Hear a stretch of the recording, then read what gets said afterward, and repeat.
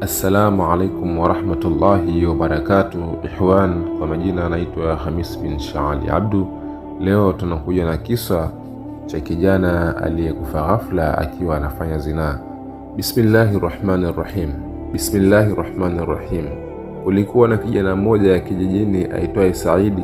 Alikuwa kijana mzuri wa sura, mwenye nguvu na mwenye mvuto kwa watu wengi. Wazazi wake walikuwa ni wacha Mungu, lakini yeye alikuwa na maisha ya starehe na marafiki waliomvuta kwenye maisha ya anasa. Said alikuwa akipenda kuvaa vizuri, kutumia manukato na kujionyesha mbele ya watu kana kwamba dunia yote iko mikononi mwake.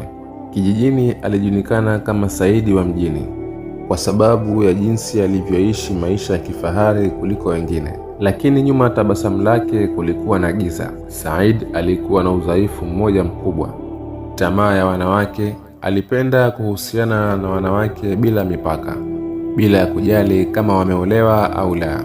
Marafiki zake wengine walimcheka, wengine walimshangaa, lakini yeye hakujali. Mama yake alimwambia mara nyingi, "Mwanangu, dunia ni fupi, epuka zinaa, kwani ni dhambi kubwa mbele ya Mwenyezi Mungu." Lakini yeye alijibu kwa kicheko, "Haha, mama, Mungu atanisamehe, mimi bado kijana, nitabadilika nikizeeka. Njoo mume wangu hayupo." Maneno haya machache yalitosha kumfanya Saidi asahau kila onyo alilowahi kupewa. Alivaa vizuri, akapuliza manukato na kwa siri akaelekea nyumbani kwa Aisha. Usiku ilikuwa tulivu, mvua ikinyesha taratibu. Alijua ni dhambi, lakini shetani alikuwa amemshawishi kuwa hakuna atakayejua. Kifo cha hafla. Said alifika, akagonga mlango kwa taratibu. Aisha akamfungulia, naye akaingia ndani. Dakika chache baadaye, hafla Said alianza kulalamika kuwa anaona maumivu makali kifuani. Aisha akazani ni mzaha, lakini ndani ya sekunde chache uso wake ukaanza kubadilika rangi. Alianza kushika kifua chake, pumzi zikawa nzito, jasho likamtoka. Aisha alipiga kelele, lakini ilikuwa usiku wa mvua, hakuna aliyesikia.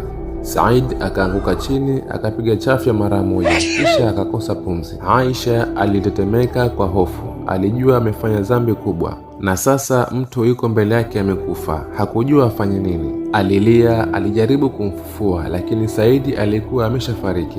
Kilio cha kijiji. Asubuhi habari zimesambaa kijijini kwamba mwili wa Saidi umeonekana ndani ya nyumba ya mwanamke aliyeolewa. Watu wengi walishangaa, wengine walinyamaza kwa hofu. Wazazi wa Saidi walilia sana, si kwa sababu tu ya kifo chake, bali kwa namna alivyokufa. Mazishi yake yalifanywa kwa heshima, lakini vilio vyao vilikuwa vimejaa huzuni na aibu. Wazee wa dini walizungumza wazi katika mazishi. Kifo hiki ni onyo kwa kila kijana. Dhambi ya zinaa ni mbaya kwa Mwenyezi Mungu, anachukia tabia kama hizi. Watu waliangalia jeneza likishushwa kaburini, machozi yakitiririka. Kila mtu aliwaza kwenye moyo wake, je, ingekuwa mimi leo? Baada ya kifo, miezi kadhaa baadaye, kijiji kilibadilika. Vijana waliokuwa wakicheka na kufanya madhambi walitulia.